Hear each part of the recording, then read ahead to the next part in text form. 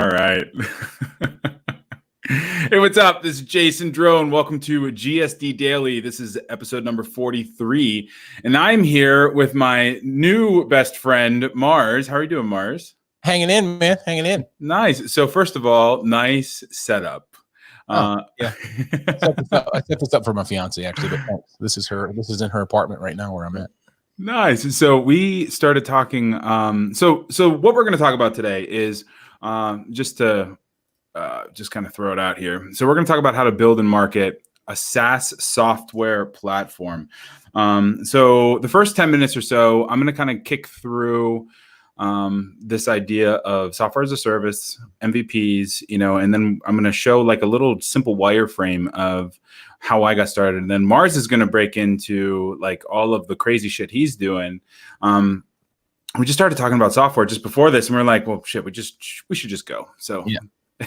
he literally just to back this up, he literally was like, we were in the middle of talking and like about what we're going to talk about. He goes, I'm just hitting go. So here we are, dropped in. So I think we should probably just pre-frame this a little bit. So software is something that I started into 5 years ago. How long have you been doing software? Depending upon how you look at it, probably about 8 or 9 years. But before that, I was sort of dabbling with it, but heavy like 8 or 9 years. Okay.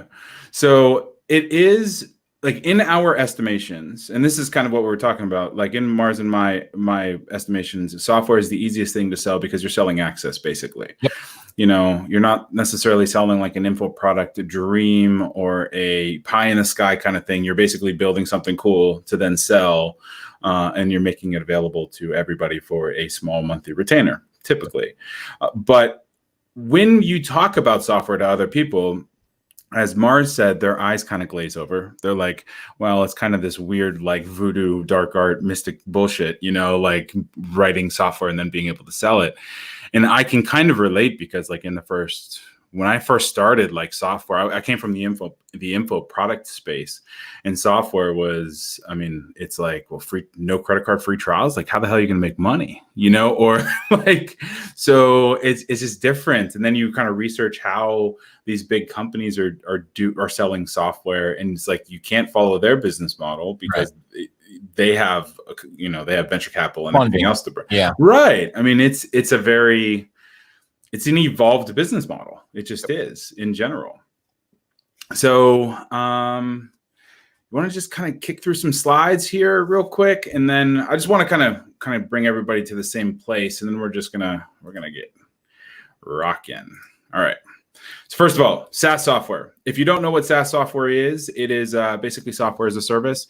There are all kinds of offshoots now, banking as a service and all this other stuff. But SaaS is like kind of the genre that we're talking about. It's cloud-based hosted software. We have created 6 SaaS tools over the years, and it's really designed to solve one problem quickly, or at least that's kind of the first thing it does. And Mars, your software that you're about to show just solves one thing. Always. And it took me a while to figure that out, to just make it solve one thing and do not overcomplicate it. Right. Let's see. MVP products. So MVP stands for minimum viable product. And it does one thing: simple, efficiently, solves one problem. And that one problem it should be something that thousands to millions of people will pay for the problem to be solved. Just something like, even like we're streaming out of a piece of software called StreamYard right now. It does one thing really well, which is it streams the software. It gives you access to some different social networks. Does one thing really well. It's $49 a month, and there's thousands of people who pay for it. So the MVP product is something that can and should be sold, but will probably go through a beta test with a few users. Now, some of the positives of software: you get monthly revenue. Users pay for access. Software works reliably every time as long as it's coded well. So if it's if it's coded well, then it consistently works, or it's consistently broken. So you are not the deliverable like other info products. The software is the deliverable, and from a negative standpoint, it's expensive if you're not a programmer. Like, Mars and I both paid, shitloads of money to have programmers do shit that didn't work, you know. That's an official measurement, by the way. Shitload, like multiple shitloads of money have been paid out to help develop my stuff. This is why I like him. So elegantly designing an MVP product can be challenging, and the cost of acquiring new customers is oftentimes higher, especially if you're doing like a 14-day free trial. Of course it's going to be higher because you're going to be paying 20, 30, 50, 60 bucks, you know, per new user, and you're getting paid nothing for that, you know. So that's one of the reasons funding comes in. Now, the build process, and this is kind of where Mars and I are going to jump in his pool, is the wireframing piece. So what you want to do is you want to kind of set up the screens and figure out the logic and figure out how the screens are going to, you know, kind of map into each other. You as the product owner, the business owner, the SaaS platform owner should take the time to develop these screens, including all the buttons, the text, the design elements, and all that stuff. And then when you're happy with that, then you send it to the developer and say, this is what I want done, make it all work. You know, it's very like 37 Signals Basecamp, you know, methodology, but it works really well. And it makes it crystal clear, you know, how it all needs to work. So what you're seeing is like the first 4 wireframe for our software, which was Scriptly. So this is like the homepage, you know, and it's like campaign 1, campaign 2, campaign 3, edit preview dashboard or edit preview download. And then you can pick some different email autoresponder sequence. And you can still see this for any of our like Scriptly Access members, you still see this dashboard in there. And then different form types, and then the download box. So this is as simple really as building software needs to be. So now I'm going to jump over to our little convo. So what do you think, Mars? First of all, I think one thing that you just demonstrated there that I hope anybody who's checking this out will pick up on is how uncomplex the explanation to the developers needs to be. Like, meaning you yourself don't need to be any kind of developer or anything like that. What you have to do is think like how the heck the user is going to think, and then gear everything towards what's the result for the user. And I do try to keep it to one result and maybe 2 or 3 like secondary related results. I'm always thinking, what's the result that they're going to get? So there, I hadn't seen your software before. I actually heard of it though, but I never actually saw it. Oh, cool. And like that is perfect because I get it. I get just from even looking at your mock-up before the designers did it, like what this thing does. It's awesome. Right. Thanks. Yeah. So I found the first piece of software we built was time slots, and I literally logged into Photoshop and I just like put a box up on the screen and said, you know, like I put my logo there and then like header bar, you know, and then you know what I needed in like. So when I was looking for developers for that thing, I called. So I had three. What was it? 2 stateside, 1 UK based SaaS company. And then I ended up hiring a developer off of Upwork. And everybody basically said, you know, they were like, well, it's going to be $45,000, $50,000, $60,000 to build this thing. And I sent them my little Photoshop drawings, you know. And they were like, well, you're going to go through the build team, and then you're going to go through the UI team, and then you're going to go to the implement. And I was like, I don't want teams. I want one freaking developer who knows what they're doing. Yep. That's all I want. One person. Like I don't want to move to teams. I don't need project, you know, whatever. Just one person. It's funny. I went through this entire process that you're describing, and I haven't talked to anybody else about this. I'm one of the only people I know that both builds and markets software. The first guy that I work with, Mike Koenig, is the one that actually turned me on to this. And then I started working with his teams, and I realized, wait a minute, I could do this. But he had a big team, and I was like, man. And it was like, you know, a lot of money per month to keep them on and all that stuff. And but then I realized, like what you're saying, oh, I just need one guy, one guy who can take what's in my brain, or it can be a gal, but yeah. And then like take what's in my brain. I draft it up in Photoshop, same way as you. And then holy crap, the next day, sometimes it's like done. And you're like, or maybe 2 days later, and you're like, crap, that wasn't that expensive or time consuming. Holy smokes. And then you got to figure out how to market it, which is what I'm good at, you know? Right. And that's, you know, like Scriptly, I think I spent about $7,000 before we started selling it. And the first time we sold it, I made 12. Yeah. That's actually pretty typical if you do a decent job. It's like, well, and I think it relies on having that very simple, singular focus. That MVP product solves one thing, does that one thing really well. I think we had like 7 email sequences in there when we first started selling it. That's awesome. Yeah, now we have, I think there's 48 or 49. something like that.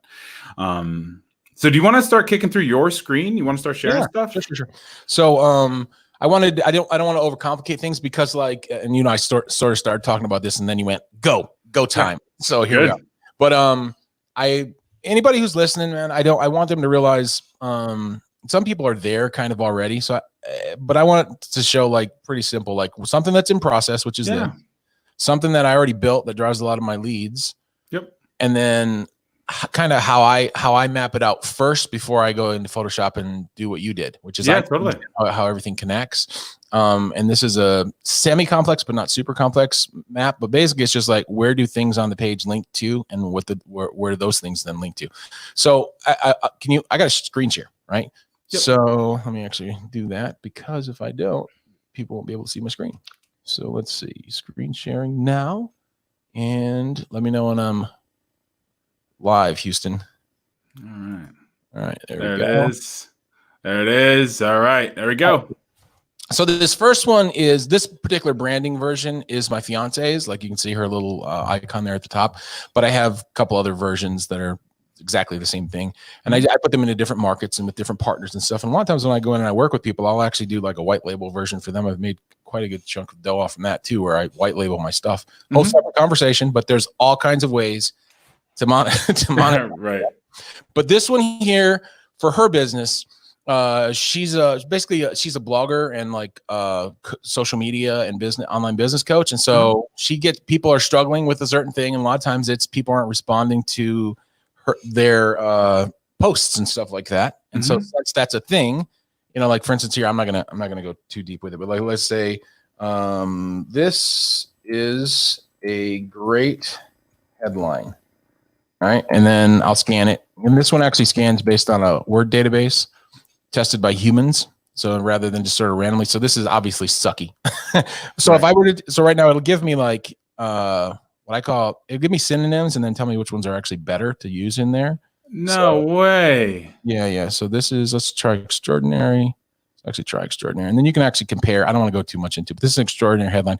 If I test that, it should go up because that was a slightly higher thing. So that went up to 5.2. Now you can change all kinds of things in it, and then it does all kinds of other junk, which I don't really want to go into, but you can store up all your headlines and then compare and save them. And then it will tell you if you can actually scan for emails versus email subject lines versus blog headlines versus Facebook ad post headlines, because there's different rules for all those things. You can't use certain characters in them. If you use certain words, it makes them bad because Facebook doesn't like certain things. So the database is actually checking against the specifics for that particular medium. If I change it right now to, let's say, right now it's probably blog post title, but let's say I change it to a Facebook ad line. It'll scan differently for Facebook than it does for, Facebook doesn't like parts of that. And then it'll tell you why it doesn't like it so you can improve. But I don't want to go in too deep. This is so badass. This is fucking awesome. Yeah. It's actually, in terms of I used to do this by hand, dude, where I would go through and look at my copywriters stuff and basically and I didn't know why I wasn't liking things or why I was liking things, because if you're talking to a female audience versus a male audience, and this thing does scan female versus male and how people like certain words, for instance, just one word, the word gun. Okay, women hate that word and dudes don't hate that word. Now, as copywriters, we kind of intuitively know that. But if you say I'm scanning this for women versus I'm scanning this for men, or older people versus younger people, or educated, high education versus low education, it comes back with different numbers. But point of it was actually the hook line. I call that the hook line, that headline versus subject line versus ad line or whatever. But that opening line, if that doesn't catch them, we all know, then they're not going to read the rest of it, right? So that's really important. And working with a bunch of copywriters and trying different people out, and also working with designers and stuff who tend to throw things up without you realizing that they even did it. Yeah. I needed something for them to go, okay, this sucks versus this is awesome. Or at least this sucks versus this is maybe possibly okay. That and then something, and then I always, if I have a process, I'm like, okay, how do I automate this? Yeah. And then how do I sell it and then get people the result? Because I am a service provider at heart, right? Yeah. And this is the thing, software as a service, right? Now that's an important distinction, because a lot of us are service providers, and how the heck do you scale yourself? How do I take my knowledge and how do I do it in a way that's going to sell a lot, which software sells better than, in my experience, than info products. Yeah. And so anyway, my point is that's an example of a finished product Mm-hmm. versus this, which is one that I'm working on right now, which is my video testimonial capture tool. Mm-hmm. And the idea of it is basically it helps people create, you know, so that you don't have to ask people for testimonials. Like a lot of people don't like it. And the problem is, in all my years of like, we've broken a lot of records, and I was a ad agency guy before I was in online and info marketing and stuff. And the only thing that I've ever really done super well, in my opinion, is like, I when I don't understand how a product works, like if somebody brings me a ladies shaver, I remember very specifically working with Gillette. Mm-hmm. They brought this new like shaver that they were trying to do, and it was supposed to be for dudes, first of all, the thing that they wanted to do. And at the end of it, I was like, all right, you need to make that thing pink. Go back to the molds and make it pink because there's too much competition in your marketplace. Let's just turn it into a lady razor. Yeah. And so we did that. And then what we did was we actually had people use it. And then I got feedback from the people who used it about what they liked about it, which was totally different than what the client thought that they liked. Mm-hmm. And I talked to the people who actually used it, which is basically your social proof, your testimonials, right? Yeah. Case studies and so forth. So the only thing that I really think I've done well, other than putting together pretty stuff, like I like visually beautiful things and things that sound well, is understanding what the heck the end user is feeling like about it. And then leveraging that proof, their feelings basically, to get other people to go, hey, that person's just like me and they're getting the result that I want. Right. And so I want it. Right.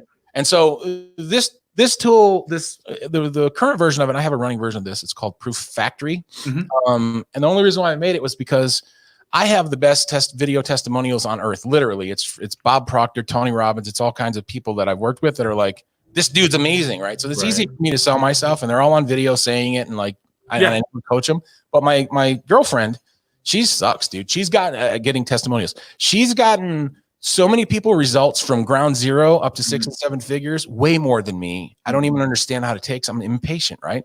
And like I don't have time for them to figure out how to write a headline or how to, these kinds of things. She does. She'll work with somebody for a year or 2 years who are to me hopeless and will never find the path towards a successful business. She'll work with them, and she'll work with them indefinitely and be like, you know, get them to the point of making money and no longer having to be in a cubicle, et cetera. But the thing is she doesn't collect testimonials. And I'm like, hey, you got to get testimonials. And she's like, I feel awkward. I don't want to ask people. So basically I built her the sloppy original version. I said, just send this link out. And I had the developers like crank a video capture thing. And like, it asked them a series of questions versus what some of the other video testimonial gatherers do, where it's the story of transformation. Like before I was working with Michelle, blah, blah, blah. And then while working with Michelle, since working with Michelle, I got result XYZ. And then my favorite thing about Michelle is blah, blah, blah. So basically ask them a few questions instead of just, hey, record how you feel about this thing. And the way that this is actually set up, I don't want to go into it too much, but like essentially when this version's done, there's different ones for different, like little recipes. Yeah. So the template is there so that the actual, I'll start from scratch though, because I haven't even built those parts out. It basically sends people a form like this, and then they capture their video here, and then they just tell you what their profession is. And I have it set up so that I get the important stuff on the front side, because sometimes people go all the way through the process. That's another problem that Boast and Sotellus and those kinds of things have. It's just capture one video, which is great, but like it doesn't tell the transformation story, which is marketers we know is the key to that. Yeah, totally. So anyways, this here is in process right now versus being done. And all I really want to do is explain kind of, in addition to sort of like how it works, is because I'm not here to sell it, but like the idea is she had a problem she was having. I didn't go, ooh, I'm going to make this and then it's going to sell a whole ton of stuff. But dude, I've sold so much of that original Proof Factory now, dude. Like it's like, I didn't even put a sales page up and people were coming to look for it, asking me how they could get it. And then I put a crappy sales page up. And then I just have so many, I think I have like 3,000 users right now of just the old version. And so I'm like, I should probably do something serious with this. And because I have funding, my own funding from the original MVP, which is the minimal viable product, since I have people from that, the users that are paying me monthly, I can afford to actually pay my designer my designers, my developers, and myself to work on this, make it look really good, make the user experience really, really good compared to the original version. But that MVP worked just fine, dude. I mean, like people use it, they send it out to their email list. Agora Publishing has used it. Rich Sheffrin has used it. Bob Proctor has used it. All these people have used it. and I just wanted to clean it up. But I'm now self-funded because the thing sold itself, because it solves that one problem, which is either I have to ask so many people for proof, or I don't want to ask anybody for proof, and I'm scared and I'm nervous depending upon your situation.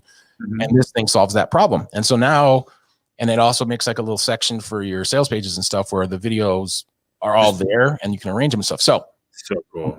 I wanted to like talk through like how I do it. Which part of me was like, okay, I'll just show like the simple kind of like 1 or 2 wireframes. You did that part because you don't want to smack people in the face with overwhelm. But I mean, this is about as complicated as it gets. What you showed in this are about as complicated as it gets, which is basically the logic. Let me zoom in a little bit. Well, I tell people, you know, whenever I have a conversation about software, like you have to think hard about this for like an hour.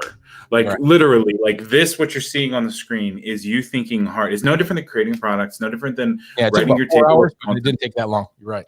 Yeah, you just have to just concentrate and focus on it for a brief amount of time. And then the rest of the work and the screens flow out of this document. Like literally you can just fucking show up and do something and kind of, you know, as long as you have this map in front of you, then it will guide you the rest of the way. This is the hard part, you know, but this is the hard part. You're right. This is the toughest part of the whole thing, because actually selling it is pretty easy to me. Like if you got a decent thing that solves a single problem and that it really can be basic and simple, but if you got something that solves a problem and you put it in front of people and they can see that it's basically the info I always say that the software and the widgets, like the templates and the checklists, and then the software, they're the things that make the info product easy to digest, because like an info product can be a little scary. It's like, man, I'm gonna have to watch how many videos, I'm gonna have to read how many like articles, or how many you know, pieces of written material. This is like, there's written material that goes with this, dude. There is. I mean, like how to do a good job of collecting your proof and what social proof is, and what the best kind is. But this thing automates 90% of that stuff for you, so you don't have to. It relieves that much of the workload. So, in a nutshell, though, because I don't want to spend too much time on this, and because I really like to just riff on why we do it and how, like, sort of what the psychology behind it is. But basically, I sit down and I go, okay, what stuff does it need to do? What are my main pages over here towards the left, screen left? And then what do the things that they link to? Like, for instance, this one has a main dashboard when they show up, and then it has, you know, organizing the thing that you just saw, which is the template stuff.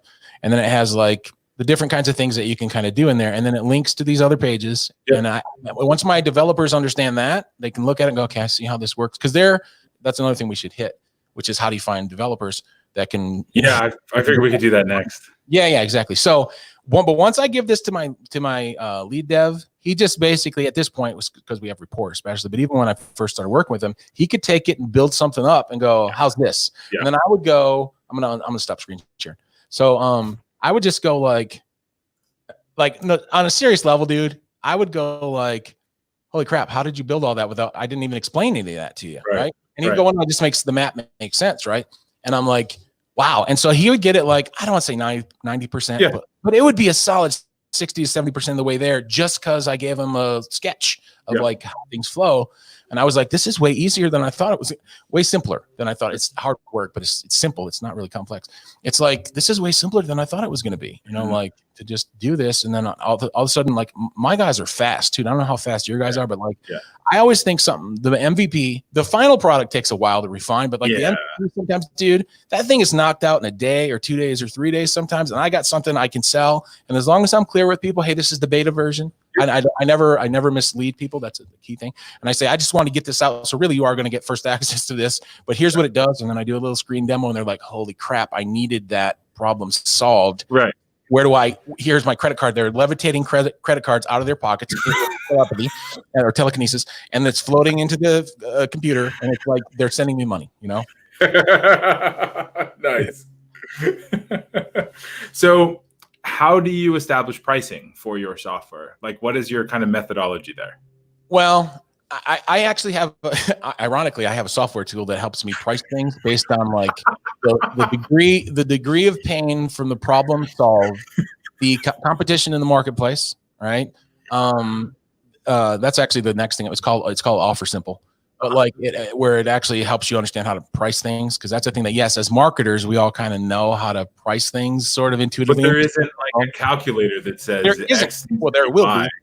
Because I can't stand the fact that there isn't, and because I've worked in so many different industries with so many different types of products, fitness and business coaching and all these different things, relationship stuff, pickup artist stuff, all kinds of things there. But there are commonalities between all those spaces in terms of what your front end is and what the ranges are for that and what the threshold is. And then it's industry specific.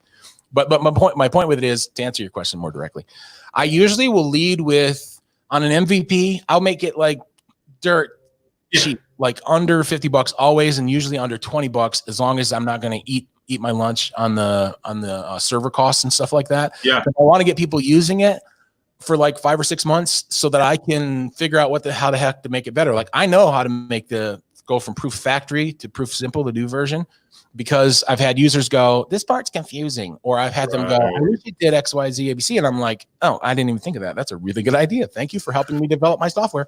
So, and I usually, the person that does that, like kind of serious level, I just give them a free account. Cause totally. I literally am going to make an extra 50 or 100K from that little piece of advice that they gave me. Yep. And it's like, I kind of owe them karmically, but, so yeah, I price usually initial MVP is, I'm just going to throw out actual numbers. It's not always this, but like sub 50 for sure. Like, and usually sub 50 per month. And then a lot of times I'll do the free trial thing. It depends on the thing. I tend to not like to do the free trial as much, because I'll give like a teaser version to get them using it. Yeah. But my whole goal is, however I got to do it. And this is key. If you want to, this is a writer downer. I would try and deliver 3 nuggets per thing that I do. This is nugget number 1. Okay. There should be a little nugget, nugget alert. Right. Well, you have that board over there. Ting, ting. yeah, I do actually. Thanks. That's there it is. All right. So this is a nugget alert. All right. My whole thing is, whatever I do is to get people into the shoot while delivering them the result. And I don't hold back on the result and go, you can't have this. But I want whatever they do, and Google is the best at this, right? Like, you can't get rid of your Gmail account. You can't get rid of your Google Docs, your Google Docs account, because you got stuff stored in there, right? So I could care less about, like, if I don't make money right off the rail so much. And so that sometimes I'll justify that as free. I just never want to undervalue my stuff. Yeah. But like low price, get them in the shoot, have something that is valuable to them at that point, i.e. their video testimonials, all living inside of my servers and stuff. And I do make it so that they can download if they want, but it's never going to be as easy to use and as automatically digestible and easy to the result as it is from inside my system. So after that, it isn't hard to get somebody, hey, you want to do the monthly? It's $29 or whatever it is, $27 a month or $47 a month, whatever it is. Because they're like, well, shit, I already got the result. Yeah. I didn't have any video testimonials before. Now I have 5, whatever their thing is. And all my stuff is in this membership account, right? So that's sort of under 50 all the way down to free, but make it sticky. That's nugget number 1. If you make it sticky, whatever your thing is, and you own the thing that well, I don't say you own it because they own it, but like you hold access to it. Yeah. It isn't hard to get somebody to go like, yeah, what the heck, I'll do this. Right. Totally. Way easier than an info product. Well, one of the things that you said was interesting, which was, you get some folks in, and then, maybe 6 months down the road, after they've been in for 6 months, 5 or 6 months, then you have enough value. They've given you enough information that you can then flip it into like a bigger product or whatever. Yep. So, but like after working with a lot of clients on a lot of different things, like you at being in this game for a really long time, understand that the payoff sometimes is in 6 months, a year, 2 years, 3 years, not necessarily in 6 weeks, 8 weeks, 12 weeks, What I mean? Yeah, the however though is honestly, I always ask myself, and this is like defines whether or not I focus on something or not. Because I used to just like build whatever I wanted to. Yeah. And then I ended up in that spot where I wasn't getting paid till later, but I usually did get paid later for it. Yeah. But that's not necessary, because the only question you have to ask yourself, and this is nugget number 2, is how valuable is this right now? Like, is this solving an immediate pain for them so that I can make a little bit of money right now to develop this better? And I don't like, I used to be very money guilt, one of those people who's very money guilt, sort of like, oh man, I feel bad. I just want to help people, because I do genuinely like helping people. Yeah. But then I realized it's like a lifeguard. You can't help people. You can't save people from drowning if you yourself are drowning, because you aren't worried about whether or not you stay alive or not. So I did go into the thing of like realizing, okay, I honestly can't develop this past the MVP into the sort of beta version and the gamma version and stuff, unless I charge, if I can figure out how to charge something for it so that I'm not going upside down on it. So I generally say, and sometimes I BS myself, I'm not gonna lie, but like most of the time I go, would somebody pay for this right now? Would they go, and a lot of it's just talking to people. Like when I tell people about Proof Factory, the current version, and then not especially now that I'm telling them about Proof Simple, they're like, you got what? Like when I went into Agora for financial, right? Yeah. They have all kinds of text testimonials. But it's like when I told them that I have a thing, and you'd think, well, it's Agora, they're a freaking $1 billion company. No. When I sat down and I talked to them, I said, I got a thing. Yeah, I just blast it out to all your different lists and stuff and collect proof on all those. They're like, what? And literally, they were like, how much do we have to pay? They started wanting to write me a check, and I'm dude, this is like $50 a month, man. I'll give you like the enterprise version. But if somebody get lights up like that when you're talking to them about it, or whatever, it's like, okay, that's gonna sell. Therefore, let me charge something for this, right? Right. In the meantime, let me go tell my developers they need to build an enterprise level. No, right, exactly. I did that. Actually, I was like, I didn't even think of that. There's companies out there that actually. That's funny. Finding developers. So, what has been some of your how do you find talent? Yeah. Okay. So I'm gonna give the kind of simple version because if I do a thing that's based on my talent that I was born with, sometimes you can't explain how you're doing a thing. Most of the things that I have are skills. There's stuff that I learned along the way because, well, damn it, I better learn it or else I'm doomed. Or somebody that I care about is going to get hurt or whatever. But noticing talent is actually it's the only talent I actually have. I can size somebody up and look at them and go, okay, this person can sing. Like they'll ask me, how did you know that? We didn't even talk about that. It's because when we were talking about songs and stuff, your pupils dilated, your vocal tonality changed, etc. But from a systematic way of doing it that's not related to my talent, the way that I do it is this. First of all, there are countries, and please chime in on any of this because you know the same stuff that I know. There are countries out there, nation states out there, where the cost of living is so much less. And all things development do not need to be learned in college. As a matter of fact, if you talk to any developers, they will tell you it's pretty counterintuitive to actually learn it in college because you're usually 3 or 5 years behind what's actually going on right now because it moves fast, kind of like marketing. The stuff that you learn from a marketing textbook is usually a decade old and doesn't work anymore. So same thing with development. So everything that a developer needs to learn nowadays is learnable on the big G, Google, right? So that's just, is the person geeking out on it and are they practicing all the time? And it doesn't hurt them to have some foundational college, some higher education. But usually it's just, will they geek out? The thing that I do though, past that, and especially if I want to do it in a scalable way, no matter where I'm looking at, I don't care if it's US, Canada, Germany, Lithuania, Philippines, wherever, is I test people. I actually have a developer test. And here's how I stack my test. This is nugget number 3, and now we're clear on my nugget, my mandate nugget number. So seriously, write this one down because this is that's a secret to everything.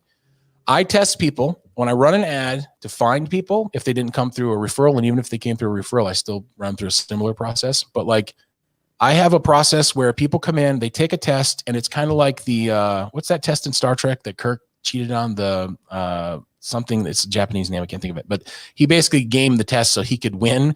But the whole purpose of the test was to see how people handle failure. I can't think of it. But with that test, Kobayashi Maru, I think is what it's called. I have that. So in other words, if I have 50 people all come in and apply for the gig, and I don't mind paying somebody if they're good at what they do. In my case, I know how to monetize it. So that's not really a problem, but I want somebody who's going to do a good job. So what I do is I basically give them a test that will take them, depending upon whether it's for video. Here we're talking about developers, copywriters, whatever the thing is that I'm testing for. They cannot pass it in the amount of time that I give them. It's a 3-part test that they cannot pass. And what I want to see is how the heck do they handle not being able to finish it? Right. I say, this is a 3-part test. You have exactly an hour to take this test. And it'll be for developers, it'll be how good are they with PHP? How good are they with JavaScript and stuff like that? It just depends on what it is. And then there's no way for them to pass it. It takes an hour and a half to finish that test, and by the best guy that I know, and they only have an hour to get it done. So at the end of it, you get 3 types of people, and I only hire one of them. There's the type of person who goes, Well, there's four really, because there's people who just don't respond at all. But then there's the people who, in terms of people who respond, this is a solid gold team hiring nugget. Yeah.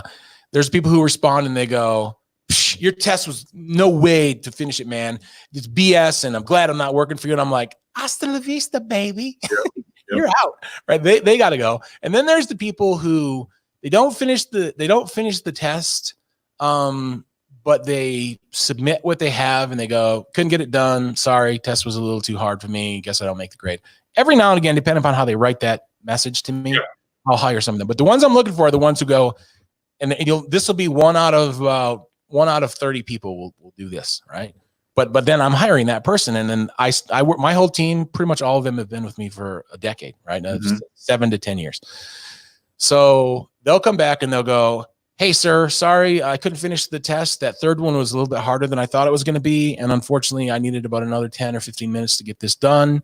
So I'm submitting what I have now as per the instructions. And but I'm going to finish the test anyways because I want to get it done. Because they're bought in anyways because they've made micro commitments. And so they then submit the thing to me.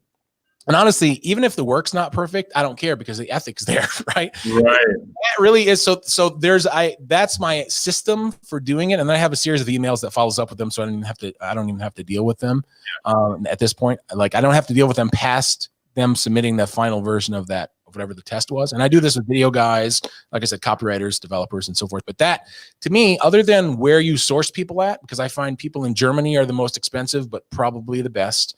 I find that people in the Philippines sort of hit or miss, depends. People over in the Indo area, like in Pakistan and India and so forth, that's sort of hit or miss. They don't for whatever reason, the way that they develop sometimes isn't as organized, and for whatever reason, I don't know how they were educated or whatever. I tend to like the Baltics though, because they operate slightly like Austrians and Germans, however they're thinking, but they're cheaper. They're less expensive because their cost of living is less. Mm-hmm. So my team is all Latvia, Lithuania, mostly Lithuania. Work with some Russians and stuff like that. But where you source them, is number one. So I'm curious what your answer is to this. But then past that is like how you vet them, right?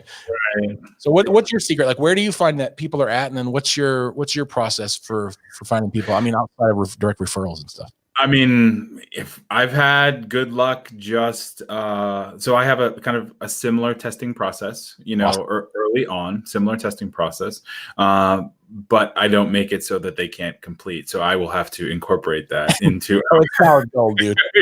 Yeah. How do we handle that? Not being able to do it.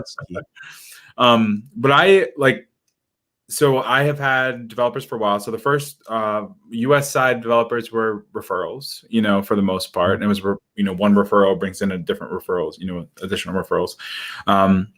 But as far as kind of the core team who built all of the original software was just like Upwork, so posting a job on Upwork, going through, interviewing them, testing them. Then ultimately I hired 2 guys that I thought were really good. And then one of them then ended up staying with me. And then he started putting a team together where he was. So now he's the lead of a team so it works out pretty well that way. And everything just kind of flows through him. So he's a project manager. Where do you find that you get really good developers? And it's different for different types of work, because I find that web development, you can find people in the Philippines. I'm pretty not that hard anymore. It used to be a little bit tougher. Yeah. But where do you find that for deep coding? I'm actually picking your brain right now. So this is not all just for you, viewer, because I'm looking for something particular right now. But where do you find that you get the best sort of higher, more complex development tool competent type people? Is there a place where you have found works? Utah. Right. US based, right? Exactly. That's great. Yeah. Utah, specifically, drill it down to the state. Yeah. Yeah, US based. It really depends. So we have a coding team in Pakistan, and they've been with us forever. They built a lot of stuff. They've done a lot of PHP stuff. Some really good guys over there. Totally. And we have since, so we started building Axis, and Axis was built in React JavaScript, and they didn't know much. My original team doesn't know much of React. So they're actually hiring a React guy now as of this morning, to handle some of the recoding stuff, because React was actually upgraded from a programming language, so we coded it in an older version. But in terms of kind of some of the more complex stuff, like we've had really good luck in Utah. In Utah, they have a particular like district space. I've never been to Utah, so I have no idea. But from what I'm told, they have this space that's kind of set aside called Silicon Slopes, which there's a lot of badass programmers there. So it's the Mormon Silicon Valley. That's basically what I'm picking up from that. Basically, yes. I've been to Salt Lake City quite a few times because I have a bunch of clients in different sales and stuff are there a lot, but I didn't know that about developers. That's an interesting thing. Yeah, a lot of developers, they have a lot of coder developer boot camps, Dev Mountain is one of them. So it's like a coding school. And then basically there's the coders end up being instructors end up, and then everybody, there's a lot of companies, a lot of startup companies in Utah now, a lot of tech startups, although it'll be interesting to see how it plays out with the pandemic and how all of that, but I was actually just reading in Andreessen Horowitz blog post, the venture capitalist. Yeah. And he was saying right now, like, it's never a better time to start a software company because, like if you don't need a lot of funding, because there's only so many venture capitalists who are like actually funding right now, but talent hasn't been cheaper in a really long time because there's so many people out of work. That's actually what I'm finding too in a bunch of different areas. It isn't just in development, man. It's like, no. It's amazing. Like everyone who's going like, oh God, where's the struggle we're in? I was thinking, dude, and this is a little sidebar, but I wrote this piece on my great-grandfather. Actually, it was my great-great-grandfather, but my grandfather taught me how to paint like portraits. That was my original oil portraiture was my original sort of like crafted business. And he would sneak little things in about stuff that had happened to him when he was younger. And, like he went through World War I, like 70 million people died, World War II, the Korean War, Vietnam, the Spanish flu, all these things. Like it's like 1 billion people total through all those things. And like right now, so many of my friends are like, man, this is so, it's like, dude, I mean, look, anybody dies and it's a bad thing. Anybody gets sick and it's not a good thing. But like right now, for my business, I mean, like, it's awesome, dude. Like, to be honest with you, and that isn't like pandering to people like who are worried about like I see a lot of people doing like how to make money in the pandemic. It's nothing to do with it. I just find that talent and drive right now are like through the roof, dude. Yeah, through the roof, dude. Yeah, people are. It's. I think drive is the big one. I mean, there's a Tony Robbins quote that you can either. Fear and excitement are the same emotion under different contexts. Oh yeah, that's great. So like when this all started, like there was like, for me, there was just like kind of an overwhelming feel of excitement because the world is changing literally, but under a different context, a different pretense, then that same feeling is fear. Yeah. So which way are you going to use it? Are you going to use it to fuel your drive, or are you going to use it to sit in front of the couch and watch Netflix? Right, which is the way, because some people they try and numb it, right? But here's the thing that I've learned in terms of, and you already know this, but like I this is a study that I actually read, and so one of the things, that first tool that I showed, that headline tool, it checks for 3 variables. It checks for negativity or positivity for each word. It checks for a feeling of empowerment or disempowerment for each word. And it also checks for excitement level for each word. So like a word can be very negative, like the word gun is a negative word overall to most of society. Rifle, gun, handgun, all those words are like that. It's very interesting to see how those ones sort. Like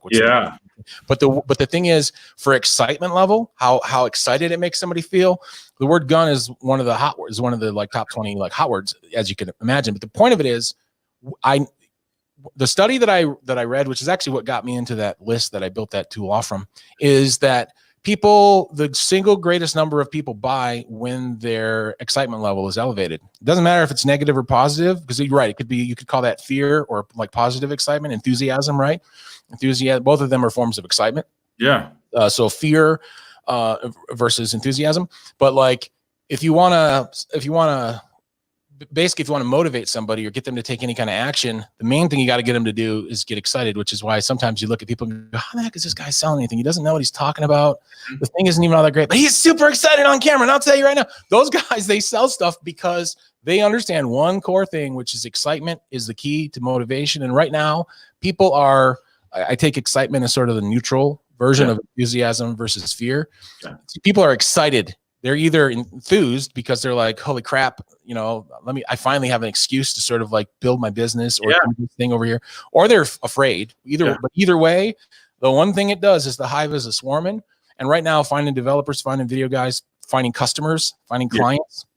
I mean, I don't want to jinx myself. I don't have any wood to knock on. Otherwise, anyway, but the level of excitement right now is through the roof. And anybody who understands that, especially when it comes to software, sort of answering that excitement, whether it's fear or enthusiasm, is like, you're set, dude. You are set, bro. I think we got one more thing to cover. So we talked about building software. We talked about developers. We talked about pricing. The one thing left is, how do you find traffic? Are there some ways, kind of some tried and true, Mars approved traffic generation strategies? I got 3. Okay. And they're the basics, but like they're just my 3 versions. So number 1 is, like, for instance, that headline tool. The way Michelle uses it, because she's a content marketer, right? She does not like selling. She does not like, she's like in the blogosphere, right? So she goes out and she just shares it in different groups and does posts about how to write. Like she's got a thing called Lingo Dynamics, which is basically about the way people perceive words and how they use them, and the word charge of things. So she'll anchor to that sometimes. Sometimes it's just people are like, I'm not getting any results. And so people come to that from the places where she's posted her content, and that being the link that she associates with the post. So from a free traffic standpoint, posting on Facebook in your, to your groups and to even on your profile and stuff like that. Super easy if you got a piece of software where there's a free level that they can play around with. Okay. That's number 1. Number 2, obviously, like Facebook ads and so forth. No brainer. Like if I say, hey, are your ads not converting? And I'm very specific. I don't just say, do your headlines suck? That's a problem. Hey, are your ads not converting? Here's probably why. Your ad line probably is doing these things. Here's a free tool. Come check it out. And then the tool itself, the free version, is optimized. To like get them to opt in. And then the last one for me is partner stuff. Like because I'm pretty well connected, and this is something everybody can do, but everybody has some level of connection to partners. It's just a matter of how high the influence is. I.e., when I was doing a project with Agora with Rich Sheffrin and Agora Financial recently, and then I showed them Proof Factory, and like I said, they went. Joe Schriefer, the guy who runs Agora Financial, was like, dude, I need that now. I need it in all my divisions, et cetera. And then while we were doing the campaign itself, I mean, as a service provider, my team came in there, did the live stream, and then like it was like Russell Brunson, Ryan Dice, Katrina Ruth, all the heavy hitters were there because Rich knows them. And Rich knows me. I am an opportunist. Rich Sheffrin's a really good friend of mine. So I was like, dude, how about this? You don't have any tools with your newsletter. So what about if we give hook line dynamic away as a thing, as a kicker to push people off the fence? Hey, if you're thinking about getting this, I'm also want to give you this really cool thing so you can synthesize all this information. So basically every hour, because it was a 24-hour broadcast, every hour, a little commercial with me ran that was like, hey, get this thing. And I always just put like from my nose down to my goatee. So that I'm like being even in, this is rare for me to be in a video like this. I just started doing it, man. I started same as you, because it's like, okay, I'm compelled to do this at this point. Right. I'm really a behind the scenes guy. But my point is, free traffic through content, link to something for free that gets people the results, and then have it optimized so that you can get them in the shoot.